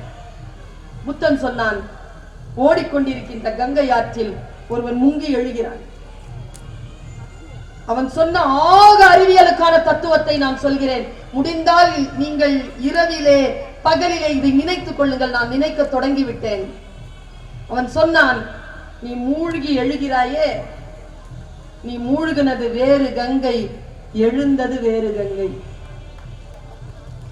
கங்கை ஓடிக்கொண்டிருக்கிறது. கங்கை நிக்கல, அதனால் ஓடிக்கொண்டிருக்கக்கூடிய அந்த கங்கையில் முழுகினது வேறு கங்கை, நீ எழுந்தது வேறு கங்கை. அதே போல் நீ முழுகினாயே, அவன் இல்லை எழுந்தது. முழுகினவன் இறந்து போனான், எழுந்தவன் புதிய மனிதன். இதுவும் முழுகி போகும் என்று சொன்னான். ஒவ்வொரு வினாடியிலும் கடவுள் நிகழ்ந்து கொண்டிருக்கிறது. ஒவ்வொரு வினாடியிலும் நம்முடைய ஆன்மா பயணத்தை தொடர்ந்து கொண்டே இருக்கிறது. இதை புரிந்து இந்த வினாடி தவிர்க்க முடியாதது. இந்த வினாடியில் செய்யப்படுகின்ற அறமும் விழிப்புணர்வும் தான் பரம்பொருளை அறிந்து கொள்வதற்கான வழி. முதுமையோ ஞானமோ ஒரு காலகட்டத்திற்குள் அடங்கியது அல்ல. இதோ இந்த வினாடியில் பரம்பொருள் நிகழ்ந்து கொண்டிருக்கிறது. அது ஒன்றுதான். பல்வேறாக இருப்பது இந்த பன்முகத்தன்மை என்பது நம் கலாச்சாரம். பன்முகத்தன்மையில் வாழக்கூடிய பரம்பொருள் ஒன்றுதான். நன்றி, வணக்கம். எப்பவுமே மகிழ்ச்சியா இருக்கணுமா, சிரிக்கணுமா, எப்பவும் மகிழ்ச்சியா இருக்கணுமா, மனசு வெளிப்படையா வைங்க. சின்ன சின்ன விஷயத்துக்கெல்லாம் பொய் சொல்ல வேணாம். ஏன்னா இந்த பொய் சொல்ல ஆரம்பிச்சாதான் அதுக்கு பதில் என்ன, அதுக்கு பதில் என்ன, இவர்கிட்ட என்ன பேசணும், என்ன சொன்னோம். நம்ம ஆளுங்கிட்ட சின்ன சின்ன விஷயம்லாம் மறைப்பாங்க. பார்த்துக்கிறீங்களா சார்? ஒன்றும் இல்லை, ஒரு ஆள் ரொம்ப இழைச்சி போயிருக்காரு. 2 வருஷத்துக்கு முன்னால் பார்த்த மாதிரியே இல்லை. சார் இழைச்சிருக்கீங்களே, டயபெட்டிக்கா அப்படின்னா, ஆமான்னு சொல்லு. டயபெட்டிக்னா பெரிய இதுவா? இன்னைக்கு உனக்கு நாளைக்கு எனக்கு. டயபெட்டிக் அப்படி தான். இந்தியா தான் நம்பர் 1 இந்த வேர்ல்டு. ஒத்துக்கவே மாட்டாங்க. அது இன்னும் பெரிய குற்றம் மாதிரி ஒத்துக்க மாட்டாங்க. சர்க்கரை இல்லை, ஆனால் பார்டர்னாலே இருக்குன்னு அர்த்தம். இந்த குடிக்கிறவங்கள பார்த்து கேட்டிருக்கீங்கன்னா, சார் நீங்கள் குடிப்பீங்க? ஐயோ பீர் குடிப்பேன். பீர் என்ன மோரா? ஆல்கஹால் தான். ஒருத்தருக்கு கண்ணே லைட்டில் அப்படியே தெரியலங்க. சார் உங்களுக்கு கண்ணில் ஏதாவது லைட்டா? லைட்லேயே தெரியல அப்படின்னா லைட்டா? அதே மாதிரி இந்த வெஜிடேரியனே சாப்பிட்றவங்க சில ப்ரௌடாக இருப்பாங்க. பார்த்துக்கிறீங்களா? நாங்களாம் வெஜிடேரியன் அப்படின்னாங்க. நான் வெஜிடேரியன் சாப்பிட்றவங்களே கொஞ்சம் மட்டமாக பார்ப்பாங்க. சார் நீங்கள் நான்வெஜ்ஜு? ஓ வாயில் அடிங்க, பியோர் வெஜ்ஜு, முட்டை சாப்பிடுவேன். ஐ முட்டை நான்வெஜ் இல்லையா? எதுவாக இருந்தாலும் சரி. சார் வள்ளுவன் மிக அற்புதமாக சொன்னான், இடுக்கண் வருங்கால் நகுகன்னு. வள்ளுவன் தெரியாமல் சொல்ல, நமக்கே அந்த சந்தேகம் இருக்குது. சார் துன்பம் வரும்போது எப்படி சிரிக்கணும்? சிரிக்கலாங்க. இப்போ காலிங் பெல் அடிச்சு திறந்தவுடனே நம்ம மாமனார் நிற்கிறாரு, சிரிக்கிறோம்ல, முடிஞ்சு போச்சு. நம்ம மாமனார் வீட்டுக்கு போகும்போது அவர் நம்மளை பார்த்து சிரிக்கிறார்ல, முடிஞ்சு போச்சு. எப்பவுமே மற்றவங்க கேள்வி கேட்குறதையே சில பேர் சீரியஸாக எடுத்துப்பான். அதுவும் தப்பு. ஏன்னா சில பேர் உங்களை சாவடிக்கிறதுக்குன்னே கேள்வி கேட்பான். நீங்கள் சிரிச்சா மாதிரி இருந்தாலே அவனுக்கு பொறுக்காது. சார் 2வது டோஸு போட்டுக்கிட்டு காலையில் சாயங்காலம் வீட்டுக்கு வெளியில் வந்து நிற்கிறான். பக்கத்து வீட்டுக்காரன் கேட்குறான், காலையில் 2வது டோஸ் போட்டிங்களா அப்படின்னா. ஆமாங்க அப்படின்னா. ஜுரம் வந்ததா அப்படின்னா. எனக்கு வரல, எனக்கு முதல் தடுப்பூசிக்கே வரலைங்க. எனக்கு வரலையா அப்படின்னா. ஏங்க என்ன வரணுங்க, டூப்ளிகேட்டாக இருக்க போது பாருங்க அப்படின்னா.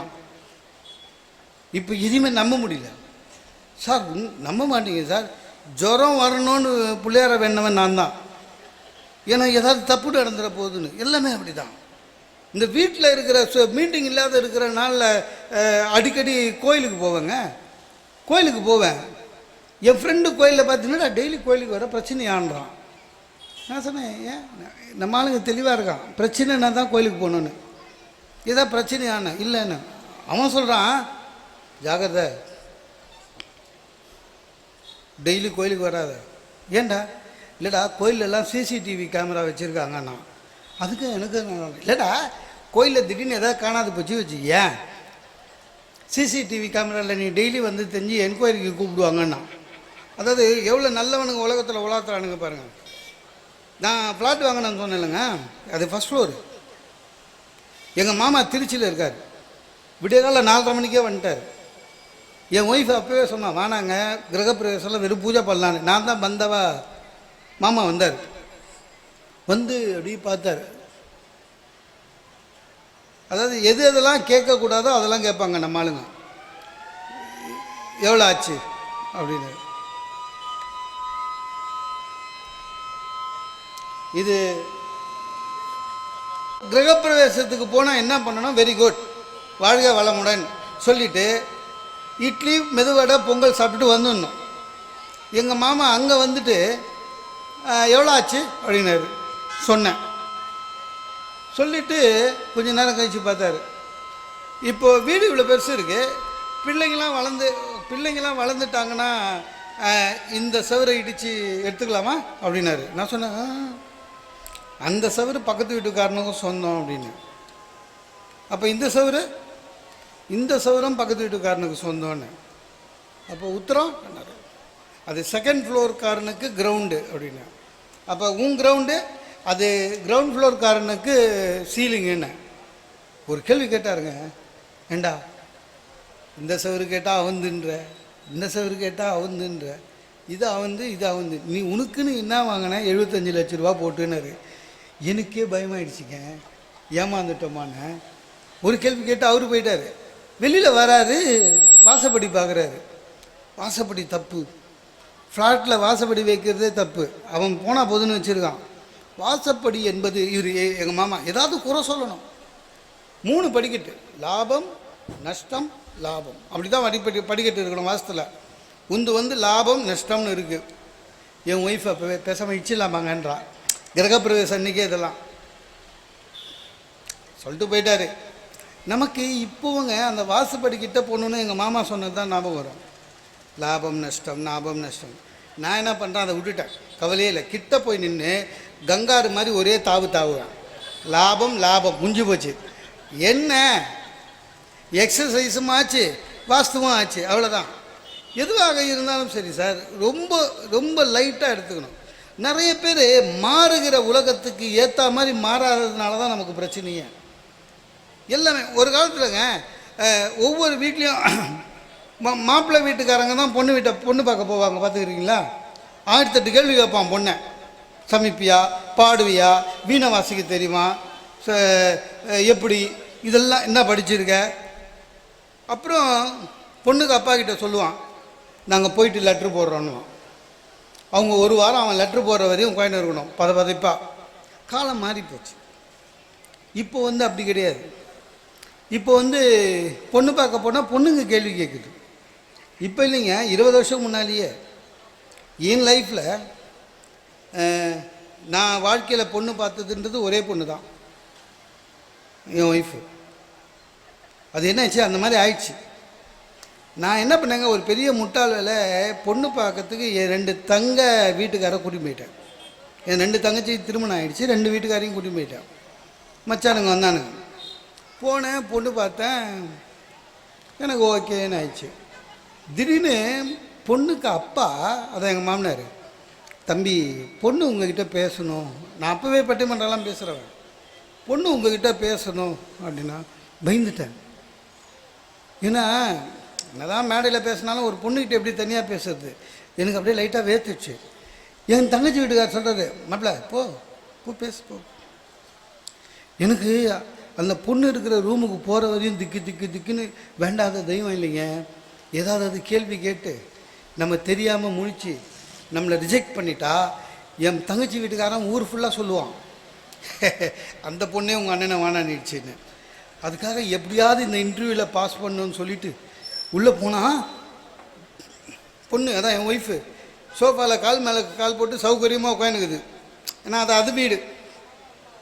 உள்ளே போன எனக்கு உதறது, நின்றுன்னு பேசணுமா, கை கட்டின்னு பேசணுமா, உட்காரலாமா அப்படின்னு. அப்புறம் MBA அந்தம்மா டிஜிஎம்மாக இருக்கீங்களா? ஆமாங்க. டேக் ஹோம் 60,000 ரூபாவா? அதாவது 60,000 ரூபா போதுமா அந்த அம்மாவுக்கு? 60,000 ரூபாவா?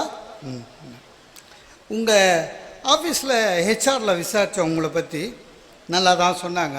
லூஸு, நான் ஏற்கனவே எங்கள் ஹெச்ஆரில் சொல்லியிருந்தேன், எனக்கு வீட்டில் பொண்ணு பார்க்குறாங்க, இந்த பொண்ணுக்கு அண்ணன் அப்பான்னு ஏதாவது புத்தாலி ஃபோன் பண்ணுவான், என்னை பற்றி நீ நல்லா சொல்லு, சனிக்கிழமை ட்ரீட்டு என் செலவுன்னு சொல்லியிருந்தேன்.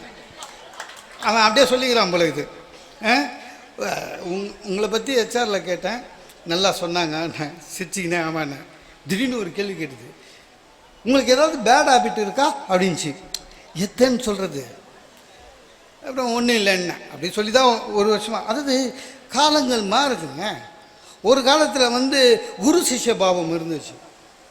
நீங்கள் எங்கே ஒன்றாலும் போங்க, ஸ்கூலில் மட்டும் இல்லை, ஆஃபீஸில் கூட கவர்மெண்ட் ஆஃபீஸ்லேயே குரு சிஷ்ய பாவம் உண்டு.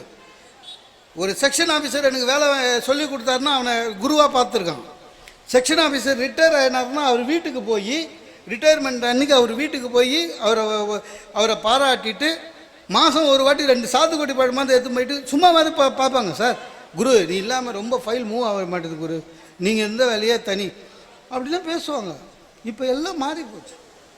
இப்போ ஆஃபீஸ் ஸ்ட்ரக்சர் அட்மாஸ்பியர் மாறி போச்சு. எவனையும் திட்ட முடியல, கீழகிற எவனையும் திட்ட முடியல. திட்டினா இந்தா நீ திட்டாத, நான் ஏதாவது தப்பு பண்ணேன்னு இருந்தால் எம்டிக்கு நீ வந்து மெயில் அடி, அவர் எனக்கு அடிப்பார், நான் அவருக்கு அடிப்பேன், நீ அவர்கிட்ட விஷயம் கேட்டுக்கோ, என்ன திட்டாதேன்றான். ரொம்ப கஷ்டம். அதுலேயும் சார் ஆண்களாவது பரவாயில்ல சார், வேலை செய்யும்போது தப்பு வந்ததுன்னா நமக்கே தெரிஞ்சிடும் தப்பு பண்ணிட்டோம், இன்றைக்கி நம்மளுக்கு சந்திராஷ்டமம், திட்டு வாங்க போகிறோன்னு. இந்த லேடிஸ் இருக்குல்ல ஸ்டாஃபு, அவங்கெல்லாம் ரொம்ப உஷார். எப்படின்னா ஆஃபீஸில் வந்து தப்பு பண்ணுவாங்க, திட்டுறதுக்கு முன்னால் அவங்களே அழுவாங்க பார்த்துக்கிறீங்களா. ஏன்னா ஏற்கனவே அழுதுன்னு இருக்கிறவங்க, சார் வணக்கம், ஏற்கனவே அழுதுன்னு இருக்கிறவங்கள எவனும் திட்ட மாட்டான். இது வீட்லேயும் அதே டெக்னிக் தான், ரொம்ப டெக்னிக்கு. என் டைப்பிஸ்ட்டுங்க தப்பு பண்ணும், கூப்பிட்டு என்னம்மா தப்புன்றதுக்குள்ளே அழ ஆரம்பிக்கும். தப்பு பண்ணோம், கூப்பிட்டு என்னம்மான்னு ஆரம்பிக்கிறதுக்குள்ளே அழும். பார்த்துக்கினே இருந்தேன். ஒரு நாள் அது பண்ண தப்பு எனக்கு மெமோ வர மாதிரி ஆயிடுச்சு. ரொம்ப டென்ஷன் ஆகிட்டேன். ஏன்னா எனக்கு மெமோ வரும். இன்றைக்கி ஆனது பார்க்கலான்னு கூப்பிட்டேன், வந்தது இவ்வளோ தப்பு பண்ணியிருக்க அப்படின்னா அழுவுது. அழுதாலும் பரவாயில்லன்னு, நீலாம் எதுக்கு வேலைக்கு வேற, பேசாமல் பேப்பர் போட்டு போ, உனக்கெல்லாம் எதுக்கு வேலை, ஓட்புட்னேன். சார் அது வரையும் சாதாரணமாக அழுதுதுங்க. நான் திட்டின உடனே என்ன பண்ணுச்சு, ஓன்னு அழுதி முந்தானி எடுத்து வாயில் வச்சுக்கின்னு கதவை திறந்து ஓடுது. வெளியில் வந்து பார்க்குறேன், ஆஃபீஸை என்ன ஒரு மாதிரி பார்க்குது. அவனுக்கு எத்தனை சினிமா பார்த்துக்கிறானுங்க. ஆச்சுதா போயிட்டு 2 நாள் கழிச்சு ஹஸ்பண்டை கூட்டின்னு வந்துச்சு. நான் உண்மையிலே பயந்துட்டேன். அவன் இருக்கிறான் 6 அடிக்கு, ஜிம்முக்கு போவான் போல இருக்கு. நான் பம்மிட்டேன். அவன் என்ன மிஸ்டர் ஒய்ஃபை ரொம்ப திட்டுறீங்களா அப்படின்னா. டக்குன்னு நான் என்ன பண்ணேன், சார் அப்படிலாம் இல்லை, நான் வேறு வழி இல்லை, அப்படிலாம் இல்லை சார், எங்கள் ஜிஎம் தான் ஸ்ட்ரிக்டாக இருக்க சொன்னார் சார். எனக்கு என்னென்னா அடிக்கணும்னு அவன் முடிவு பண்ணிட்டான்னா ஜிஎம்மையும் வலிச்சு விட்டுறது. ஏன்னா நம்ம ஜிஎம்மை தனியாக அடிக்க முடியாதுங்க, அவன் இஷ்டு போட்டுமே. அதனால் எங்கள் ஜிஎம் தான் ரொம்ப ஸ்ட்ரிக்டாக இருக்க சொன்னேன். இதெல்லாம் சொல்லினுக்கிறேன் சார். அந்த ஆளை பார்த்தேன், அவர் சும்மா தான் கேட்குறாரு, அவர் கண்ணில் பார்த்தேங்க. அந்த கண்ணில் ஒரு சந்தோஷம் தெரிஞ்சுது. என்னால் தான் திட்ட முடியல, நீயாவது திட்டினியே என்னன்னு. எல்லாம் அப்படி தான் சார். மாற்றங்கள் வரும். அந்த மாற்றத்துக்கு ஏற்றாமல் நம்ம மனசை மாற்றிக்கணும், இயல்பாக வாழ கற்றுக்கணும். ரொம்ப ஒரு காலத்தில் இருந்தது அதே காலத்தில், நான் அந்த காலத்தில் அதெல்லாம் இல்லை. இப்போ என்ன சார், ஒரு காலத்தில் ஒவ்வொரு வீட்லேயும் 16 குழந்தை இருக்கும் சார், 16 குழந்தை இருக்கும். எத்தனை குழந்தைன்னா கூட 12 நினைக்கிறேன்னுமா. குழந்தைங்களே வீட்டில் எது வருது எது போகுதுன்னு தெரியாது. நைட்டு பாயெல்லாம் போட்ட பிறகு ஒரு பாயில் ஆள் இல்லைன்னா சின்னவனை காணுமேனுவாங்க. அந்த அளவு இருந்த குடும்பம். எங்கள் தாத்தா நம்ப மாட்டீங்க, 17 குழந்தை எங்கள் தாத்தாக்கு.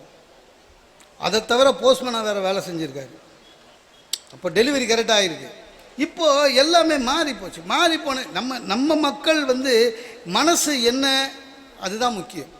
நீங்கள் எதையுமே நேர்மறையாக எடுத்துக்கொள்ள. எல்லார் இடத்துலையும் மரியாதைலாம் இது. சில பேர் ஒய்ஃபுக்கிட்ட மரியாதை நிறைய. என் ஃப்ரெண்டே சொல்லியிருக்கான், ஒய்ஃபு எனக்கு மரியாதையே கொடுக்க மாட்றாங்கடான்னா. நான் சொன்னேன், ஒய்ஃபு இப்படிலாம் கொடுப்பாங்க, நீ ஒய்ஃபுக்கிட்ட மரியாதை ஐஎஸ்ஓ மாதிரிலாம், ஐஎஸ்ஓ 2000 ஒய்ஃபுனாலே மரியாதை கொடுக்க மாட்டாங்க. அதெல்லாம் ரெடி ஆகிடும் சார். என் வீட்டில் வாட்டர் டேங்க் கிளீனிங் நான் தான் பார்க்குறேன். சரியா, நம்ம வீட்டில் நம்ம தான் சார் பண்ண முடியும். டேங்க் கிளீனிங் பண்ணும்போது ப்ளீச்சிங் பவுடர் போட்டு தேய்க்கணுங்க. என்ன எடுத்து போவீங்க கையில், என்ன ட்ரெஸ் போட்டு போவீங்க, கோட் சூட்டா? இல்லை, ஒரு ட்ரௌசரை ஒரு கிழிஞ்சு போன பழைய பனியன் ஒன்று போட்டுன்னு போய் பண்ணுறேன். ஒரு ஞாயிற்றுக்கிழமை ஃபுல்லாக க்ளீன் பண்ணிட்டு இறங்குறேன். ப்ளீச்சிங் வாசனை எனக்கே தெரியுது. என் ஒய்ஃபு அவங்க ஐடியில் வேலை செய்கிறவங்க, அவங்க ஃப்ரெண்ட்ஸு ஒரு 4 பேர், எல்லாம் இந்த நுனி நாக்கில் இங்கிலீஷ் பேசுகிற கும்பல். அதுங்க என்னை பார்த்ததில்லை. என் ஒய்ஃபு இதெல்லாம் என் ஆஃபீஸ் மேட் தான். வணக்கங்க என்ன ஹாலே, அந்த ஹேசி ஹாலே ப்ளீச்சிங் வாசனை. உடனே என் ஒய்ஃபு சமாளிக்கிறாளாம், இது என் ஹஸ்பண்டு சம்டைம்ஸ் இப்படி தான் பஃபுன் மாதிரி இருப்பாருன்னு. அதாவது ஒரு பஃப்னு கொடுக்குற மரியாதை கூட நம்மளுக்கு இல்லைங்க. நம்ம அதுக்கெல்லாம் மாதம் மாதம் சம்பளம் வாங்கினல. அது இல்லாமல் சில வாட்டி என்ன ஆகும், இந்த ஒன்றா வேலைக்கு போகிறவங்க இருக்காங்களே அவங்கெல்லாம் ரொம்ப ஜாக்கிரதையாக இருக்கும். இப்போது முதல் நாள் சொல்ல மாட்டாங்க, நம்ம காலையில் கிளம்பினோடனே என்னை என் ஆஃபீஸில் எடுத்து போய் விட்ருங்கன்னுவாங்க. அவள் ஆஃபீஸு இந்த பக்கம் 5 கிலோமீட்ரு, என் ஆஃபீஸு இந்த பக்கம் 5 கிலோமீட்ரு. முன்னாலே சொன்னால் ஒரு மென்டலாக நம்ம ரெடி ஆகிடலாம். புறப்படும் போது தான் சொல்லுவாங்க, பார்த்துக்கிறீங்களா என்னை விட்டு போயிடுங்கன்னு. வேறு வழியில் விட்டு தான் போனேன். ஏன்னா மாதம் மாதம் சம்பளம் வாங்கி கொடுக்குறாங்க. போனேன். அது ஐடி கேட்லேருந்து டைம் ஆஃபீஸே 2 கிலோமீட்ரு. போனேன். டைம் ஆஃபீஸில் இறக்கணும் ஒன்றுங்க. என்னை விட ஒரு 15 வயசு சின்ன பையன் அவன் வந்தான். என் ஒய்ஃப் சொல்லிட்டு அவர் தான் எங்கள் டீம் மேனேஜரு, வணக்கம் சொல்லுங்கன்னு. நான் என் ஆஃபீஸில் டிஜிஎம்மு, நான் இன்னொருத்த ஆஃபீஸில் போய் எதுக்கு வணக்கம் சொல்லணும்? வேறு வழி இல்லை. ஒய்ஃப் பாஸு குட் மார்னிங் சார்னு. அந்த பையன் என்னை பார்த்து, என்ன மிஸ்டர் மோகன் சுந்தரம் வேலைக்கு போலியா வேணா ஏதோ ஸ்கூல் போலியான்னு கேட்குற மாதிரி. முதல் நாள் கடுப்பாக இருந்தது. ஆனால் வர சம்பளத்தை நினச்சேன், ஒய்ஃபு தானே கவலை இல்லை. அதுக்கப்புறம் அவங்க ஆஃபீஸில் எப்போ போனாலும் சரி, எவனை பார்த்தாலும் சரி, good morning sir, good morning sir, good morning. என்ன கெட்டு போச்சு, போ பழகிக்கோன்னு. நம்ப மாட்டீங்க, அதனோட எஃபெக்ட் என்ன தெரியுமா? அன்றைக்கி வரேன், கேட்டில் இருக்கிற வாட்ச்மேன் சொல்கிறான், சார் தங்கண்டா. நம்ம மேடம் தான் ஹெட் வெயிட். இன்னொருத்த ஆஃபீஸில் போயிட்டு நல்ல பேர் வாங்குறது எவ்வளோ பெரிய விஷயம் சார். எல்லாமே அப்படி தான். எதையுமே பாசிட்டிவாக எடுத்துக்கோங்க. மரியாதை கொடுக்கல, எல்லாம் மாறி போச்சுங்க. ஒரு காலத்தில் மாமனார் வயசானவராக இருப்பார், மாப்பிள்ளை சின்ன பையனாக இருப்பான். ஆனால் மாப்பிள்ளை வரும்போது மாமனார் எழுந்து நிற்பார், மரியாதை கொடுப்பார். இருந்ததில்ல ஐயா 20 வருஷத்துக்கு முன்னாடி. இப்போ அப்படி இல்லை. மாமனார் வீட்டுக்கு போனாலே குரியர் கொடுக்குற இந்த பையன் மாதிரி பார்க்குறாரு நம்மளை. எடுத்த முதல் கேள்வி, இந்த வருஷமாவது ப்ரொமோஷன் வருமா அப்படின்னு. ஏதோ அந்தால் மாதம் மாதம் வாங்கின மாதிரி நம்மளை வேலையில் வச்சுக்கிறதே பெரிய விஷயம். ப்ரொமோஷன் வருமானா அதுக்குள்ளே எங்கள் மாமியார் அந்த பக்கம் போய் நம்ம வாட்சை வரோம் அவ்வளோதான்ட்டு போவோம், வராது. ஒரு காலத்தில் மாமியாருங்களாம் மருமகன்கிட்ட நேராகவே பேச மாட்டாங்களாம். இந்த சமையல் ரூம் உள்ளேருந்து குரல் மட்டும் வருமா, இல்லைன்னா தூணுக்கு பின்னால் ஒளிஞ்சுன்னு பேசுவாங்களாம். இல்லை அதெல்லாம் அப்போ. இப்போ அதெல்லாம் கிடையாது. எங்கள் மாமியார் கால் மேலே கால் போட்டு சௌகரியமாக சோஃபாவில் உட்காந்து சொல்லுது, இந்த ப்ளூ சட்டை போடாதீங்கன்னு எத்தனை வாட்டி சொல்லியிருக்கேன் உங்களை, உங்களுக்கு நல்லாவே இல்லை.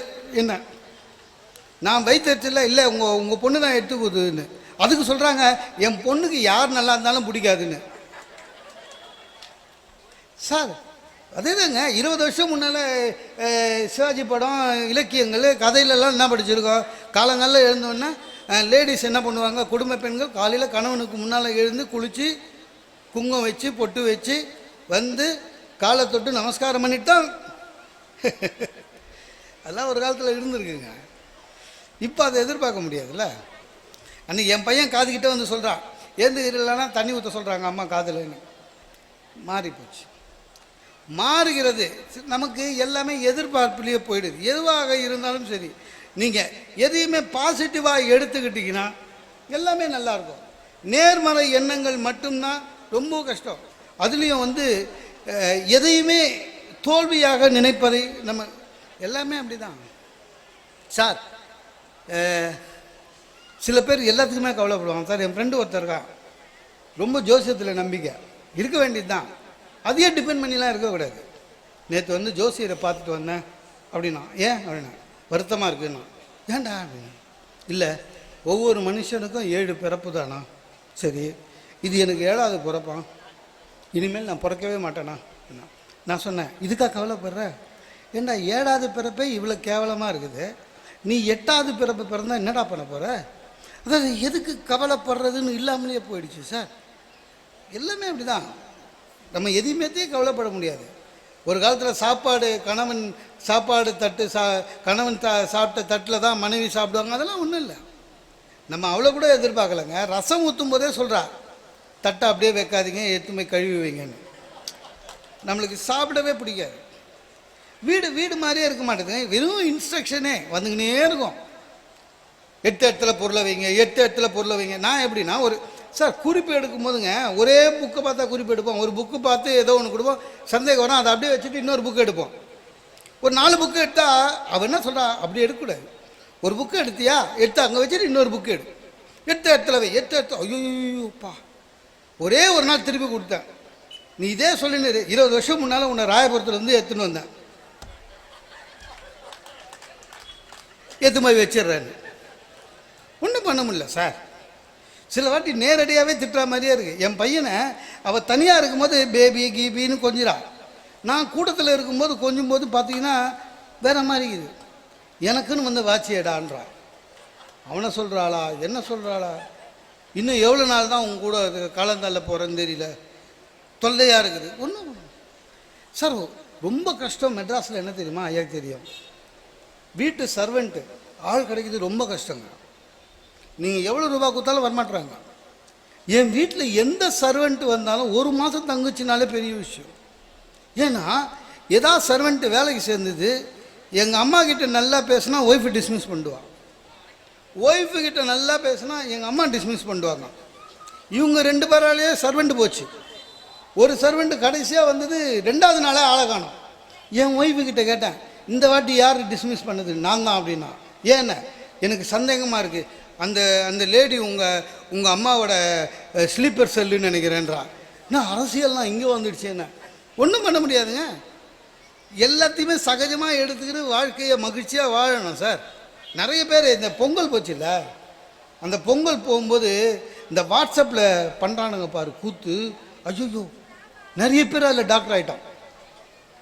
ரொம்ப பேர் டாக்டராக சுற்றின்னு இருக்கான். நான் வாட்ஸ்அப்பை படித்து எதையுமே எடுத்துக்கிறதில்ல, அது நல்லதாக இருந்தால் கூட சரி, எதுவுமே எடுத்துக்கிறதில்ல. ஏன்னா ரொம்ப கஷ்டங்க. ஒரு வாட்டி என்ன பண்ணிட்டான், 50 வயசுக்கு மேலே இருப்பவர்களுக்கு குளிரலையில் ஹார்ட் அட்டாக் வருகிறது அப்படின்னு தலைப்பு போட்டான். நான் விட்டேன். அப்புறம் திடீர்னு நான் தான் பச்சி பார்க்கலாமேன்னு விட்டேன். ஏன்னா 50 வயசு ஆகிடுச்சு. ஏன் குளிரலையில் 50 வயசுக்கு மேலே ஹார்ட் அட்டாக் வருது அப்படின்னு என்ன போட்டிருக்கான்னு பார்த்தேன்.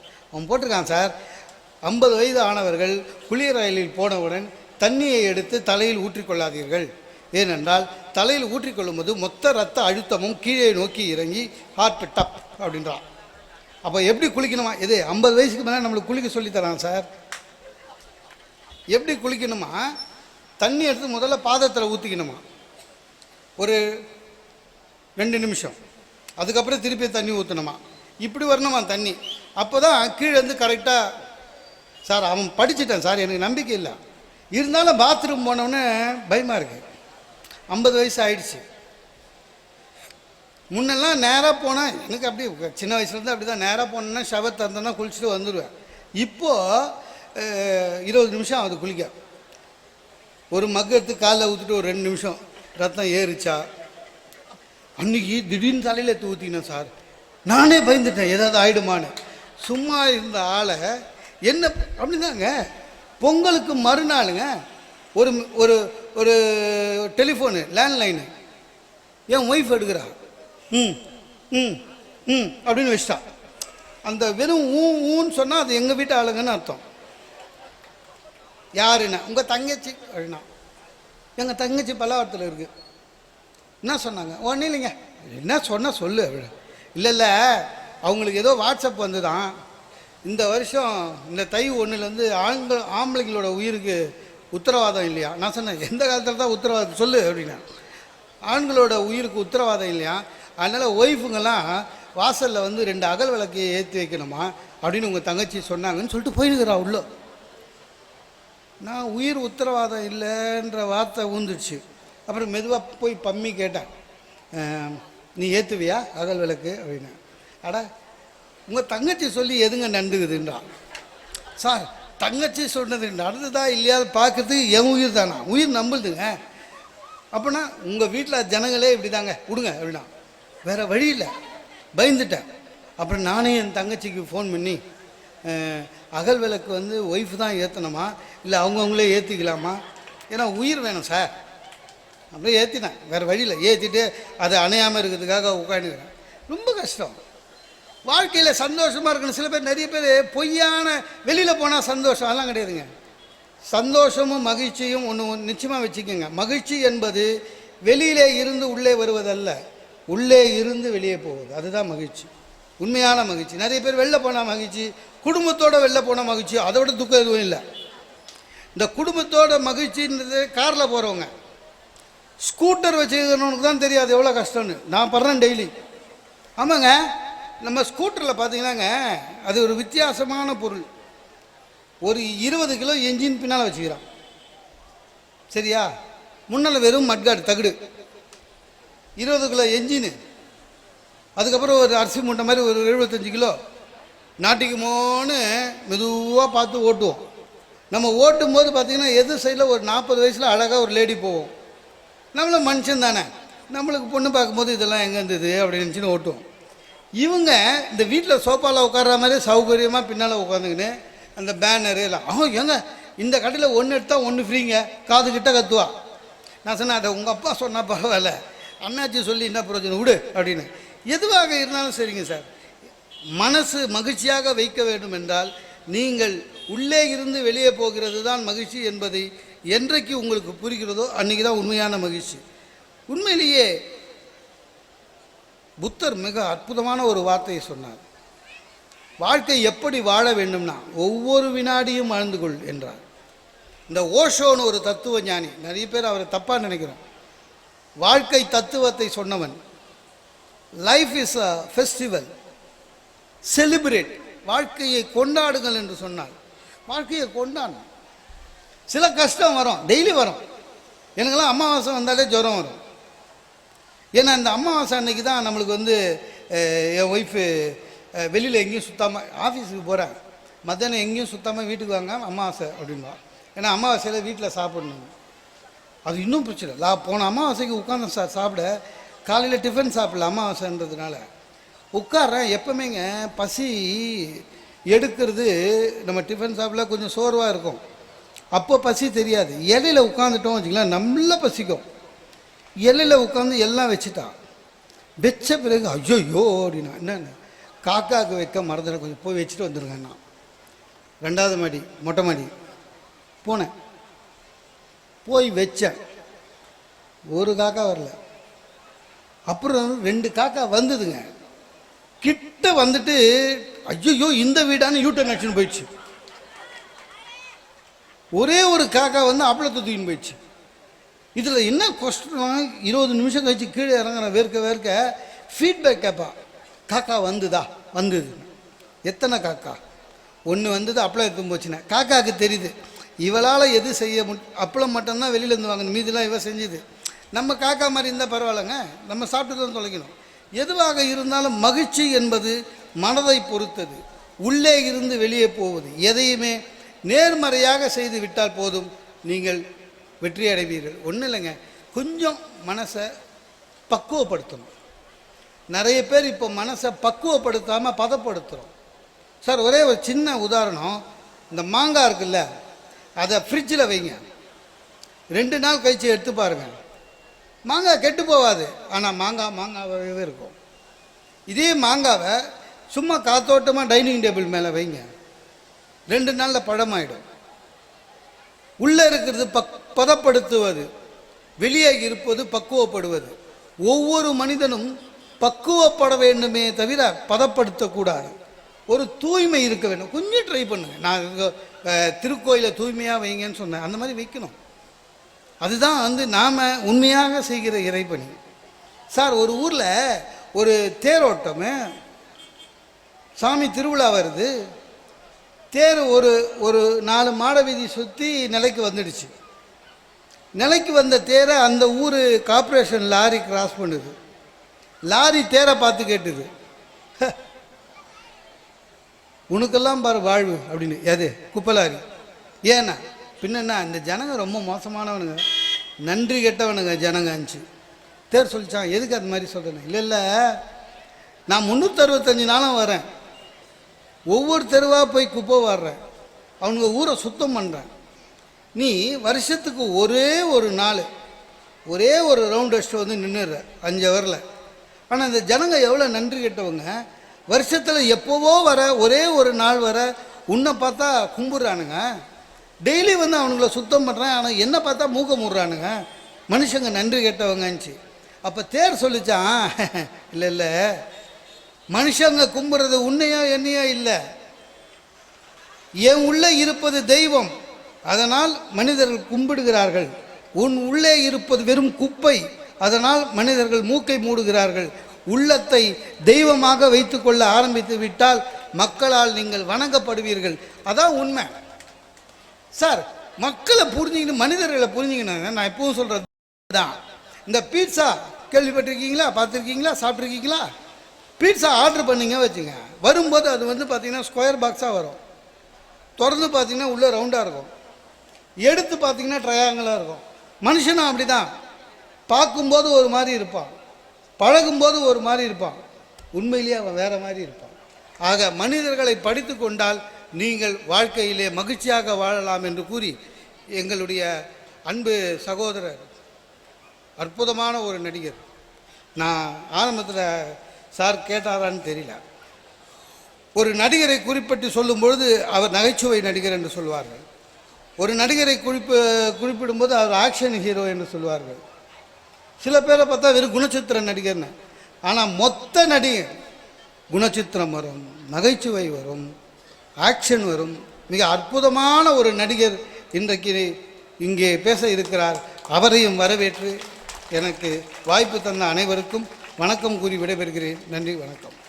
இந்த தகவல் உங்களுக்கு பிடிச்சிருந்தா லைக் பண்ணுங்க, உங்க ஃப்ரெண்ட்ஸுக்கு ஷேர் பண்ணுங்க, மறக்காம எங்க சேனலுக்கு சப்ஸ்கிரைப் பண்ணுங்க.